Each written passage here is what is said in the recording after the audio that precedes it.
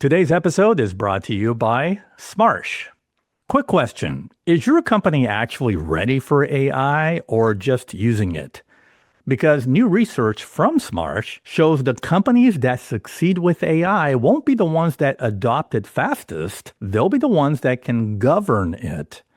AI is showing up in emails, messages, and everyday decision making. But if you can't track it, supervise it, or explain it, you're taking on real risk.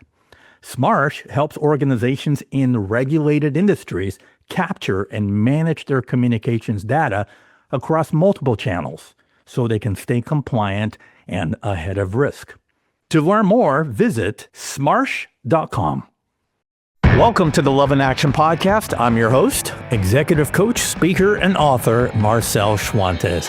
I believe that when we show up with our full humanity to work and lead from a place of love, joy, purpose, care, and inclusion, it's going to make a radical difference in your leadership, your business, and your bottom line. This is a show about actionable, practical love, the verb, as a leadership and business strategy. Let's get rolling.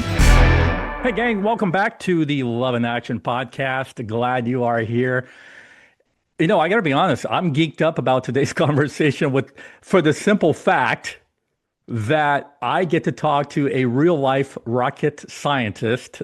And for the record, that's a first. Because it's unusual for me to talk to somebody with such that background, because most of our episodes, feature well-known thought leaders, coaches, and leadership experts. So my guest today is Andy Crocker, author of the Unconditionals, 5 Timeless Values to Live Without Limits and Ignite Your Superpower. There's the book if you're watching on YouTube. And so I'm going to set this up like this.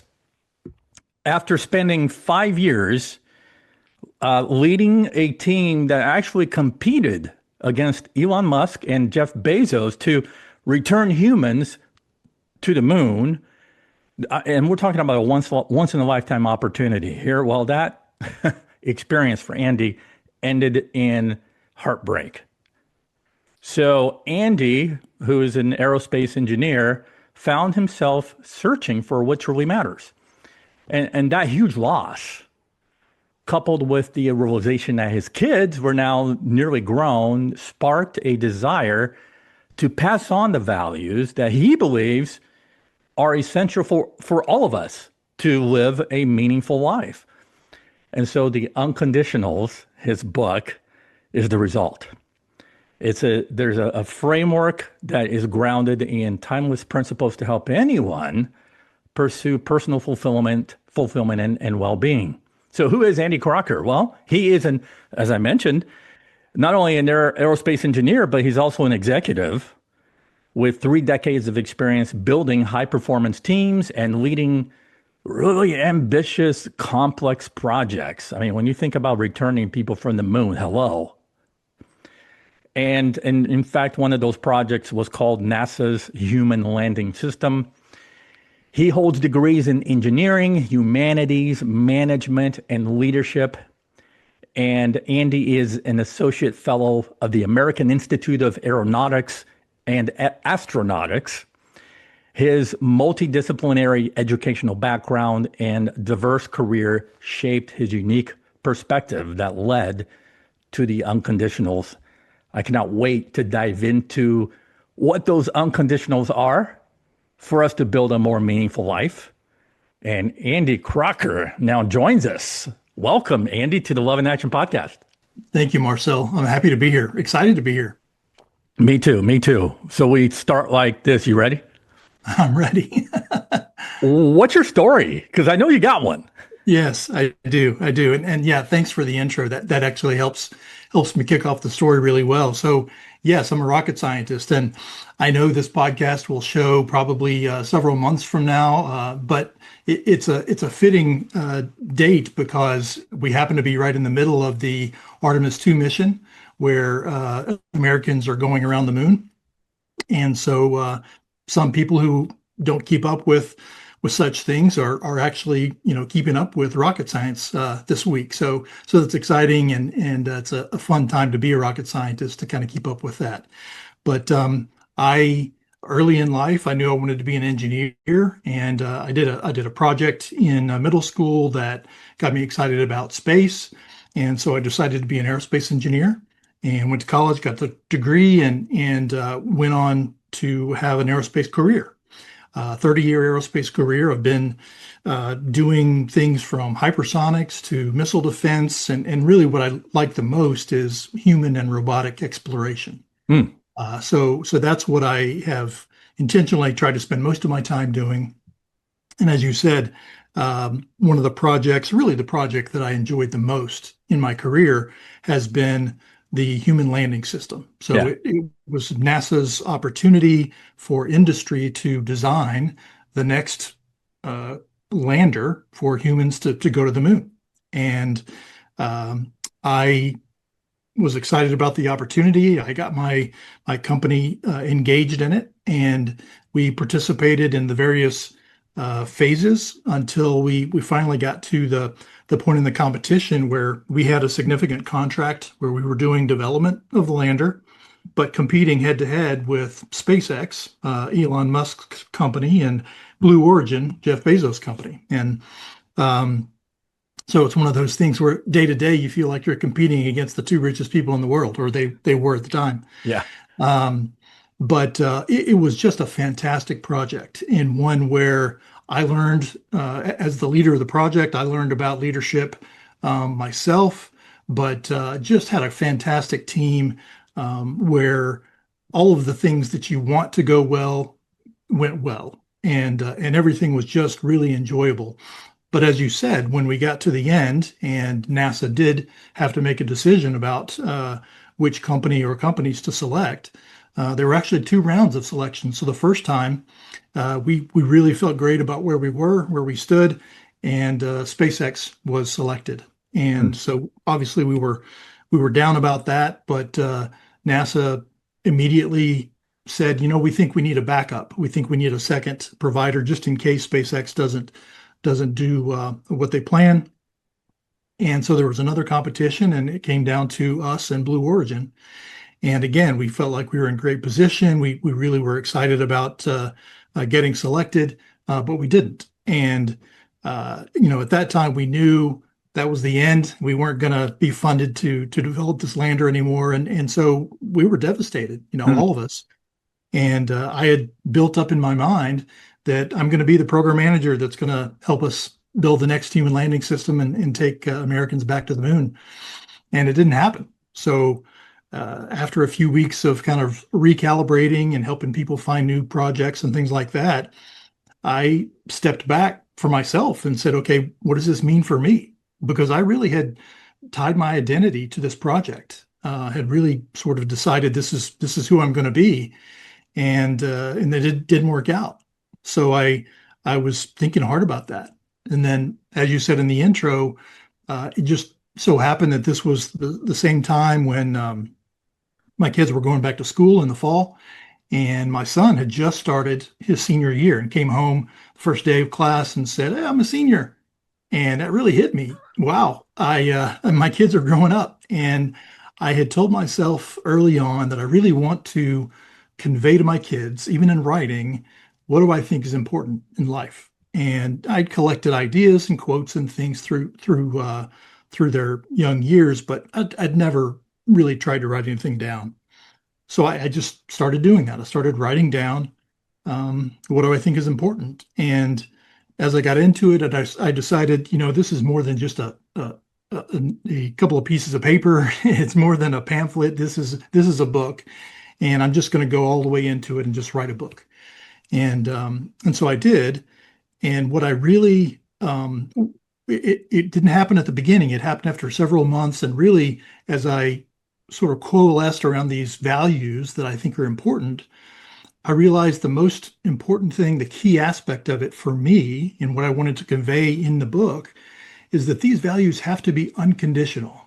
That is, they have to not depend on the situation or on the person that you're interacting with, or even on what you're dealing with in your life. They have to be uh, all the time who you are, and they have to really represent what you believe is important. So Yeah. so that's what the book is about, and that's what I've been trying to convey to people in the time since I wrote the book.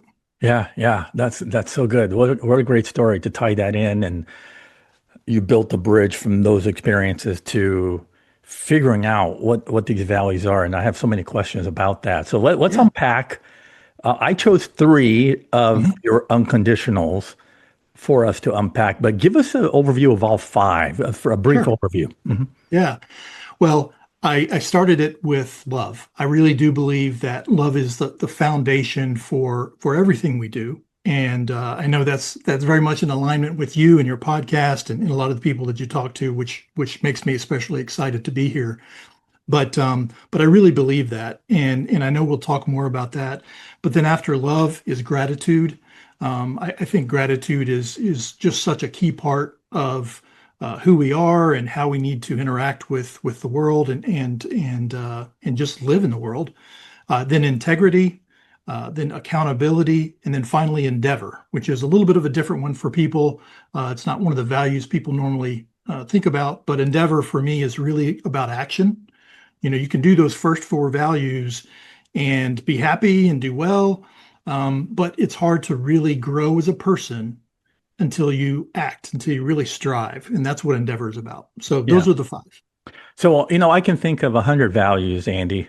And for you, it became personal where you Mhm, framed the book around these five. So I guess mhm, that begs the question. I mean, why these five? mhm. I really felt like, and I did search. Mhm. I did a lot of studying on other people's values from Aristotle to Ben Franklin to um, Martin Seligman to all kinds of people who have come up with fantastic lists of values. And I bounced my own ideas off theirs. And in some cases, I really agreed with things that they said. In some cases, I thought, yeah, those are nice, but maybe not as important. So I really wanted to boil it down to the key aspects that, for me, really determine um, our well-being as people, our fulfillment, personal fulfillment, and then also our success in the world. I think these five values for me really determine our well-being, our personal fulfillment, and our ability to be successful. Hang tight, folks. We'll be right back. Today's episode is brought to you by Smarsh. Think about how many conversations are happening inside your organization right now. Emails, Slack or Teams messages, texts, social platforms, AI channels. That's a lot of communications data. This is where things get complicated. According to a 2026 AI Insights report published by Smarsh, the companies that succeed with AI won't just be the fastest to adopt it, they'll be the ones that can actually govern those interactions, explain them, and stand behind them. For most organizations, that's much easier said than done. This is where Smarsh comes in. Smarsh works with some of the most highly regulated organizations in the world, including 90% of the top global banks. Their technology captures and archives communications across multiple channels that makes that data searchable, reviewable, and easy to glean intelligence from, so teams can respond quickly to audits, investigations, or internal questions. So instead of digging through scattered systems when something comes up, you already have a clear, unified view of your organization's communications data. Because this isn't just about being compliant, it's about having visibility and confidence in your decisions. To learn more, visit smarsh.com. And you were able to, I mean, obviously, you had to have some self documentation to have Mhm, experienced these to know, to validate, mhm, hey, the gratitude is got to be at the top of the list mhm. because I've experienced it. And, because sometimes we have to be out there and back up what the evidence says. Right, This is what's going to lead you to a more meaningful life. right. But then we never bring those things down from the clouds Yeah, to the ground level and experience it. yeah. Yeah, Yeah. exactly. In the book, there's a good bit of research. There's technical, either neuroscience, cognitive science, or social science to back up why these values do matter, what Hmm. really science shows. But then, of course, I've got to relate it to my own experience because science only goes so far. And yeah, for each one of those, I've got real personal reasons why they're important, and then I tie them to things that people have said historically. From the greatest philosophers to religious leaders to just leadership speakers who have continually talked about these values as some of the most important for us as people. And so that's why I feel good about them. I know other people have their own, and we should have our own set of key values, but I think these five are really critical. Yeah. All right. Let's unpack that first value, Mhm. unconditional love. And as a side note, my book, Humane Leadership, I kind of frame my five key behaviors of leadership around well, around agape love, which I Mhm. believe is actually it's as close as you can get to unconditional love, right? Right. And but here's the thing, though: it's be, unconditional versus conditional. Okay, you argue that most relationships that we have, whether it's friends, family, or even our spouses or partners, you say they're conditional. So Mhm. I want to know what you meant by that, and then we'll unpack the chapter. Yeah, that's right. I really do think that one of the things that we as humans struggle with the most is living our lives conditionally. In all of the things that we do, we gauge the circumstances, we gauge what are we going to get out of it. We try to determine, what is the other person bringing to the table, or what's their angle, and we act depending on those circumstances or conditions. And that really um, harms us in many ways. It harms the opportunity for a deeper relationship, and it really forces us to spend so much time thinking about, gaming the system, gaming the conditions. Oh, based on this, here's how I'm going to act. And it's just exhausting. Frankly, I think it creates a lot of drama that's unnecessary. For me, I think what's so critical about unconditional is it gives a level playing field to the world, to the circumstances that you're in, to every situation you come into, but it also allows you to just release that dependence on circumstances and those conditions and just let it go Yeah. and just open yourself up to unconditional value, unconditional behavior. And in the case of love, it's just approaching every situation with, we're all in this together. We're all human. We all are so much alike. We're so much more alike than we are different. And I'm going to treat this person, just like the golden rule says, the same way I want to be treated. But because they're human, not because they can do something for me, not because they're my boss, not because it's somebody I want to get closer to, but because they're human and they will treat me the same way. And that allows us to move past all of those complicating factors to actually have a relationship and go, be successful together. Yeah. Let's do the flip side of the coin because I'm curious if I want to make sure my listeners know what unconditional love is Mhm. not, so they don't get they don't stumble into those roadblocks. Mhm. Maybe explain what unconditional love is not. What are the bad examples that we think lead to it, but they're actually false? Yeah. Well, I think one thing that people can get caught up in, especially if they've had bad experiences with love, is thinking that unconditional means I'm going to um, uh, let people treat me however they're going to treat me, and then I just have to handle it. I just have to deal with it. I have to be remain in bad relationships because that's unconditional love, and that's not true at all. You can still love a person but remove yourself from the relationship because it's the best thing for you and frankly for the other person too. So, unconditional love really has to start with self-love. Mm, And the self-love is, it's self-respect and it's self-kindness and mm, it's understanding when uh, you are getting what you need from the world, including love. And if that love is toxic, it's not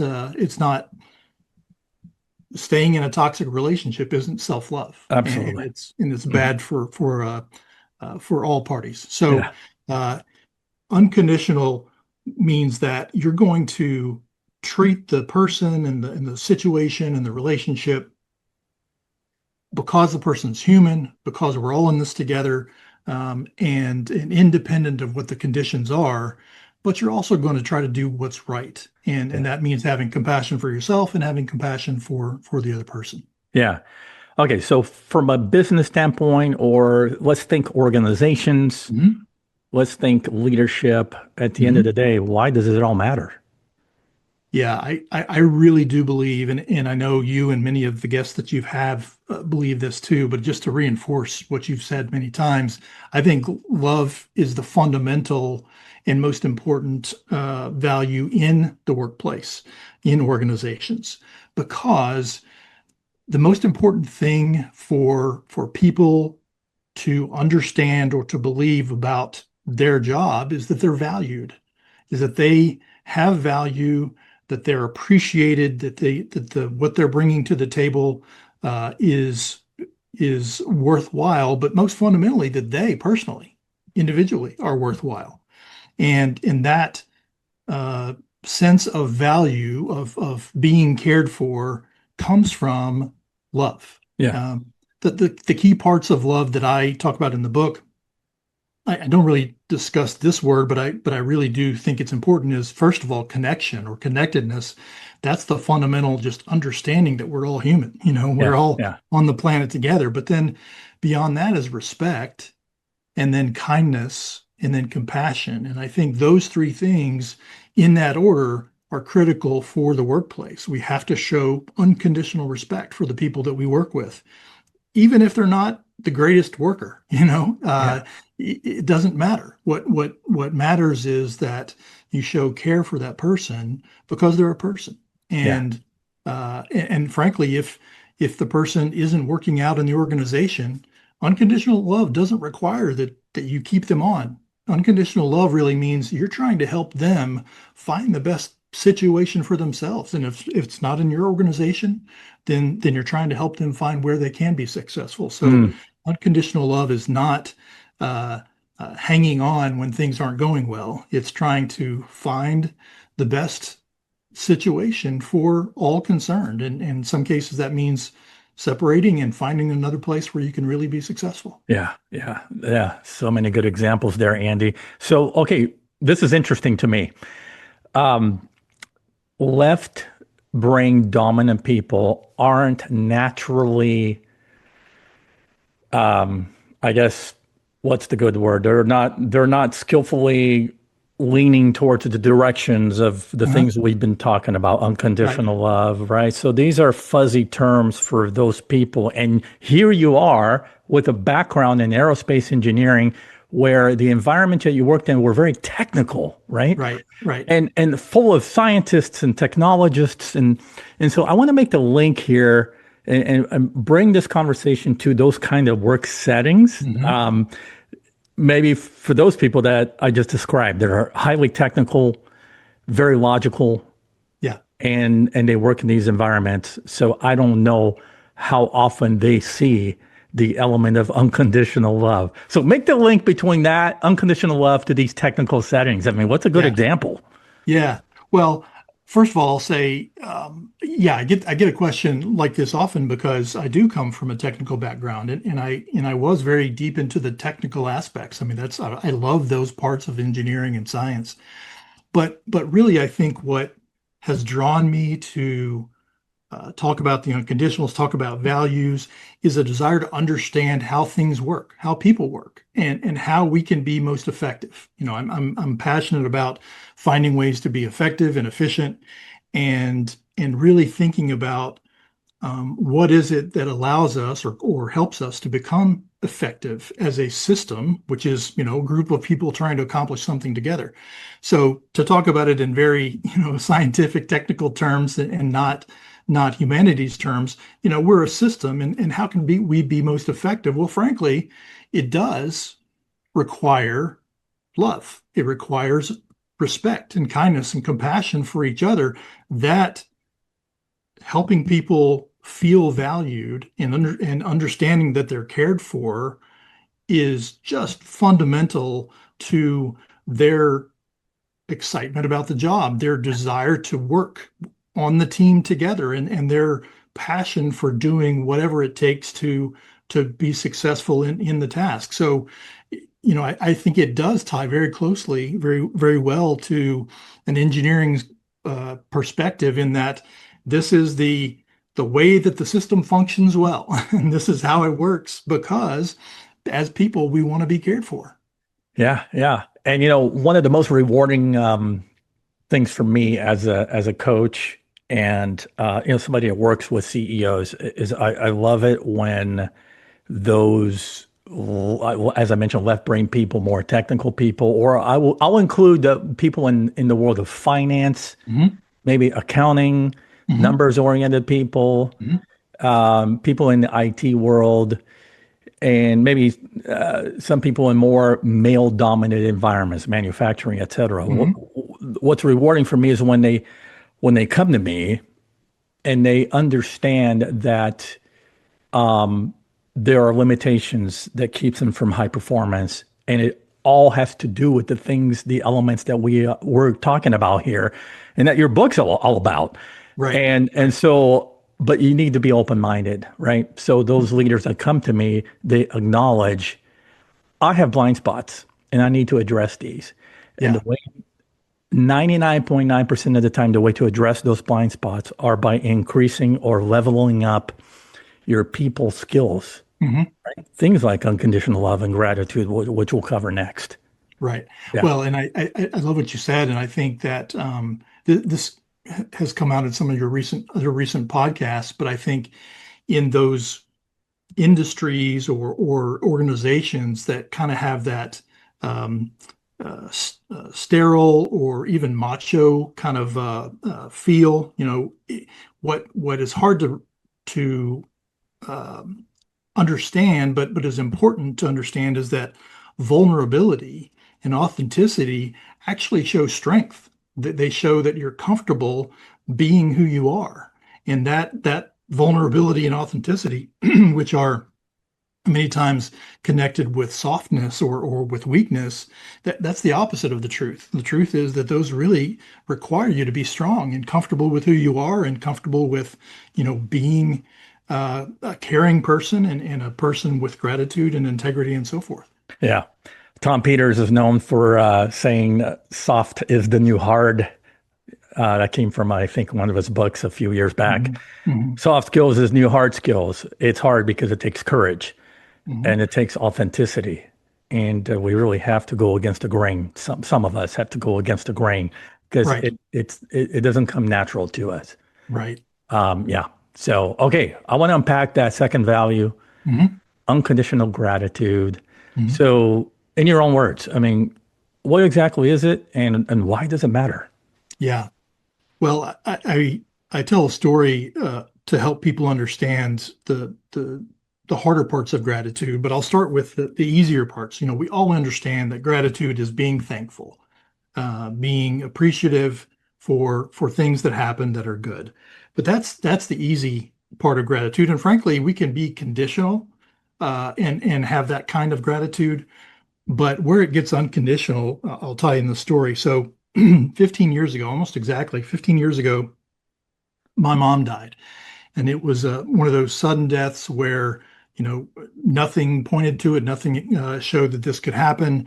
And it happened. And then you just, there's no way to explain it. There's no reason for it. There's no way to explain it. It just happened. And in those situations, obviously, the first emotion, the overwhelming emotion is grief and confusion and just devastation. But for me, within a few days, of course it took a few days, but in a few days I started feeling a different emotion or a different sense about the situation. And it took a while, but I realized eventually it was gratitude. And what that has helped me to understand. And let me back up. So gratitude, obviously, it's not gratitude that my mom passed. I'm still sad about it every day, but it's gratitude for what my mom taught me. It's gratitude that I had 39 plus years with her. It's gratitude that um, uh, I'm able to take the experiences I had with her and share those with my kids. All of those things that I got from my time with my mother has given me gratitude. I'm grateful for those things, and so that part of gratitude is an understanding that bad things are going to happen. It's sort of an acceptance that reality is difficult. Many times it's not all going to go well, and even when we do all of the things that we're supposed to do to be successful, things may not go well. But in those situations where things don't go well, we still have an opportunity to be grateful for what we got out of it, grateful for the things that we learned. Sometimes it's just hard lessons, grateful for all the good things that happened up to that point. But it's really sort of an equanimity. It's an understanding, or sometimes I say it's a mindfulness, just an understanding and appreciation that the world is going to bring good and bad to us, and we need to accept those as they are, be thankful for all the good things that we get from those, and have a peace about it. And that is a huge factor in helping us to be emotionally healthy in the world. In the workplace, I think that looks like showing gratitude to people. After they feel cared for and loved, they really have to feel valued and appreciated. And I think that gratitude is, it doesn't necessarily mean they have to be the best employee on the team to be appreciated. They're appreciated for what they bring, for who they are, no matter what. Yeah. I'll never forget the example of gratitude by Douglas Conant, who is former CEO of Campbell's Soup. And he talked about how back in the day when he was at the helm of Campbell's, he would write thank you notes to employees to express his gratitude. We're talking handwritten. This is the CEO of a global organization, right? Writing handwritten notes. And then at the end of his tenure, he realized that they added up all of the all of the notes that he wrote, and it came out to around 30,000 handwritten notes. I think that was it made a difference in people's lives because there was a personal touch point between the head of an organization with those on the front lines. But I think it also did something for Doug himself. And it elevated his well-being. So it goes both ways, don't you think? Oh, absolutely. Oh, 100%. I've got some examples in the book that I think are real powerful about people who could absolutely be excused for being grumpy or just frankly mad at the world because of what they've had to go through. But instead, they've chosen gratitude. And that's made all the difference in the way that they live and the impact that they can have on other people. So that I think is the key to gratitude. It's not just appreciating other people and not just saying thank you, although that is critical, but it's just taking whatever comes and finding a way to make the best of it. And that will lead to happiness for yourself, well-being and fulfillment for yourself, but also that'll help you make a positive impact on the people that you encounter. Yeah. And folks, it could be something as simple as, taking a minute to 2 minutes every day to just express gratitude to somebody that did a job well done, to reinforce those behaviors that you want to see tomorrow, next week, next month. And it just helps to acknowledge people. That it brings them a sense of pride and satisfaction when somebody that they report to is seeing them. That's right. Right. They feel like Absolutely they right. matter. Yeah. Yeah. Yeah. That's absolutely right. That is really the critical thing is just they're seen, they're valued, no hmm matter who they are. They don't have to be a great performer. They just need to be a member of the team. Yeah. And that is enough for them to be valued.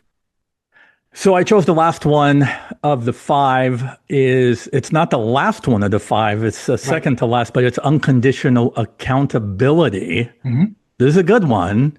So let's unpack that for us. I mean, what's a good example of that? Yeah. Well, accountability, just to sum it up in one word, it's ownership. It is owning whatever your responsibilities are. So we have all these roles in life: father, brother, sister, mother, citizen, coworker, whatever it is. And in those roles, you have responsibilities. And sometimes we understand those responsibilities better than others, but we always have them.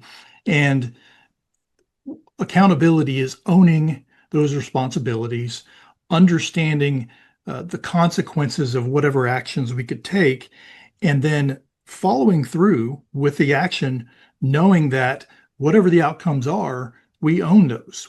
Whether it's successful or unsuccessful, we own the outcomes of our actions, and we take credit when credit's due, but we also take the blame when it's due. And that's really critical. I've been talking to a lot of students over the last 6 months, university students, and I really try to harp on this one because I think it's one that young people struggle with. Entitlement is a big word that we throw around for all generations. But at this age, at the high school and college age, folks really don't understand what ownership really means. And so it's really critical for them to understand that you have to you have to know what it is that you're responsible for. And sometimes that's difficult. But then you have to understand what could happen from your taking action. But then you have to follow through and then own what comes out of it. And Yeah. so all of those things are critical and really about Yeah. accountability. Yeah, that's good. What I know about accountability is that it can happen without integrity, but I see it more aligned with integrity, which also happens to Mhm. be another one of your unconditionals. Mhm. Mhm. It does, and they are similar. They overlap, and sometimes there's some conflict between them, honestly. But I think um, I wanted to separate out accountability because where I think integrity sometimes doesn't. What integrity doesn't always make clear is we have to follow through and we have to own whatever it is that comes from our actions as leaders in particular. um, as leaders, we tend to have responsibility for a larger number of things. We may have people working for us who have their own responsibilities. And what we as leaders have to remember is we own the result of all of those things. If we're responsible for a project, we own the results of that whole project. And even if we're not the ones who lead to things going wrong, we have to own the failure. Uh, so in leadership, I think it's really critical, number one, to own what comes out of it. But then if it happens to be successful, hopefully it is successful, you share that credit with the team Yeah. because then the team really feels appreciated, feels valued, feels cared for. But if it turns out that the project doesn't work out the way you hoped, you as the leader have to take that blame. You take it on yourself as the accountable person, as the owner of that job, and then you work with the team to figure out what went well, what didn't go well, and how do we do better as a team. Yeah. Yeah. And one point I wanted to bring out is that, data backs this up is that the higher you go up the leadership ranks, the less feedback travels to the top, which doesn't inform you of those things that you need to be responsible for, like taking care of your team, taking care of your workforce, right? That's the accountability piece that you speak of about taking ownership of even those things that may not be about us. It may Mhm. be about other people. But Mhm. that's the realm of leadership, right? And That's when right. it's done the right way, it's done on behalf of other people, right? That's right. Bettering the lives of others. And so I think that we leaders that move up the ranks towards the C-suite have to always be cognizant of never ignoring that level of accountability because most of the time it's the people are accountable to me. when I get up that chain, as far up Mhm. as that chain, rather Mhm. than the other way around. We should be accountable to everyone in the organization as well. Right. Absolutely. Yeah, well said. And I think that then forces us to look back at the other values, at integrity and at gratitude and at love. And as part of our accountability and ownership, we have to be authentic. We have to Hmm. show, that the employees are valued and that they're cared for. Those are all part of our ownership of our role. Yeah, and there's the integrity piece again that aligns with Mhm. accountability. I can't Right. think of, I mean, all the examples we've used have really high integrity behind it. So, That's right. okay, Yeah. all right. So I want to just ask you a couple of questions, really Mhm. about your own leadership philosophy, and then we'll go right into our speed round, which is the fun part of the segment. Okay, so here we Okay. go. So how has your journey as an engineer really shaped your views on leadership? Many ways, I think most personally, it's coming across people who are good leaders. Fortunately, I've been around more good leaders than not, but seeing what people do that's effective, to seeing people who show love to their employees, to their coworkers, or who show gratitude or integrity, and really understanding the positive impacts that they've had. So that's been a big part of it. And then frankly, I like to, I'm a big reader of books on leadership and personal values, and it just reinforces what I've seen in the workforce, that those values of love and gratitude and integrity are really critical and are really central to us as people in our well-being and fulfillment, but also in helping others to be the best they can be. Mm. Yeah, Andy, you wrote this book partly for your children. We Mhm. already mentioned, you mentioned in your story how, gosh, they just, they grew up so fast right before your Mhm. eyes, and here you are, they're graduating from high school, et cetera, right? So, what do you hope that they would take away from this book? Yeah. Well, I guess one thing that I thought about, it sounds morbid maybe, but I thought about as I was writing the book, if I were to get hit by a bus tomorrow, I could know that they had this book that represents hopefully the best of my thinking of what is important in the world. And obviously I've tried through their lives to impart wisdom in real time, but just in case they ever wonder, what does Dad really think is important? This would be a good representation of that. So that's really what I wanted out of it. And then since I've written it, they've read it, or at least parts of it, but I have tried to point out at times, hey, remember what I wrote in the book, or I did write this in the book about unconditional love or endeavor, and here's really what I meant by that. So hopefully it just is a more formal way, but also a non-perishable way for them to really get what I think is important for them to know. That's great. And I totally share that with you as an author myself. It's always the hope. And he's 12 now. And the hope is always that as he grows older, he'll, pull out off the shelf dad's book, Right. dust it off and go over the principles to realize, oh my gosh, there are nuggets of wisdom here that I can apply in my own life. Hmm. So that's my way of patting myself on the back as well for on behalf of my kid. Right. Right. Well, and you know this as well as I do, that writing the book really strengthens more than anything else could our understanding, ourselves of these things that we write about. So we practice them better, more and better, and we can talk about them more clearly because of having written the book. So I know that the conversations that I've had with my children since writing the book have been richer Mm, because I have done the research and written the words and really learned myself what I wrote. yeah. Yeah. Excellent. All right, Andy, we have arrived at our speed round. So Okay. strap on the seatbelt. Here we All go. right. Here we go. What makes you smile these days? I really enjoy reading about a lot of different topics, and so just reading a new book is something I really have enjoyed recently. Good, good, good. Okay, if you weren't doing the work that you do now, what would you have chosen as a profession? Well, I dreamt of being an astronaut, but I couldn't, and I talk about that in the book a little bit. So that's what I would really choose. But let's assume that I can't do that. Then I think maybe I would be an accountant. I really like numbers. I didn't see that one coming. All right, Yeah, name a person, dead or alive, that you would love to have dinner with. yeah. Ben Franklin. Mm, Ben Franklin could talk science and humanities.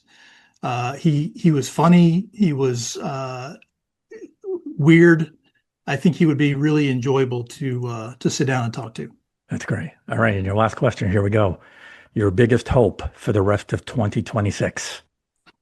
I really want to feel like I've had a positive impact on people, on people that I intentionally am teaching or talking to, but also just on people that I'm hanging out with. I want to try to have a positive impact on them. That's great. Well, you've survived the speed round. That wasn't hard, right? Okay. No. All right, Andy, we bring the episode home with two questions as we do. It's tradition on the show. And the first one is funny. We've been talking about unconditional love for half of this episode, but it's the love question, right? Right. So how do leaders lead with more practical, actionable love that is going to lead to good business outcomes day in and day out? Yeah. Well, I'll start with what I think is the outcome. That is the outcome of the coworkers, the team members feeling valued, feeling cared for. So that needs to be in your mind as a leader, that your employees need to feel valued and cared for. But what makes that happen is that you bring that unconditional love to the table in acknowledging the connectedness that we all have, and then giving them unconditional respect and kindness and compassion, no matter what they're dealing with, no matter who they are, no matter what kind of relationship you may have with them. You bring that to the table as the leader, and that will make you successful as a leader. Well put. Andy, bring us home. What's that one thing you want people to take away from this conversation? Yeah, I'll go back to the book. I think unconditional, just as a concept of not worrying about the situation or the person or even what we're bringing to the table, but just acknowledging that these values, whatever your values are, but I think these five in particular are important, need to be acted on unconditionally. And I think if you can do that, it will, one, remove stress from your life of having to figure out how to behave in a situation, but two, really help you to become who you want to be. Whatever your values are, that's who you want to be. And doing so unconditionally, I think, helps us get there much more effectively. Yeah, yeah. Gang, grab this book wherever books are sold. Simple title, The Unconditionals, okay? And Andy, if people want to connect with you more, learn more about you or the book, where can they go? Yeah. So first of all, you can go to andycrockerbooks.com, and it'll take you to the book and tell you a little bit about me. But yeah, feel free to reach out to me. LinkedIn is probably where I'm interacting the most. So just find me, Andy Crocker, on LinkedIn, and I would be happy and would love to interact with anybody who's interested in communicating. Yeah. And I'll make sure that Andy's information, all of those links are on the show notes right below. You can find that. Andy, it's been great. And it's been a long time coming because we were joking offline that you've been on the calendar now for a few months. And we're just glad that we did this. Yeah, it's been awesome. Thank you so much, Marcel. You bet. I bet. Gang, that's all we got. For Andy Crocker and yours truly, remember, in the end, love always wins. We'll see you next time. Thank you for listening to the Love in Action podcast. If you enjoyed today's episode, please share it, subscribe, and leave us a review. Until next time, don't forget, the future of leadership is love in action. Believe it, practice it, and watch your leadership and business flourish.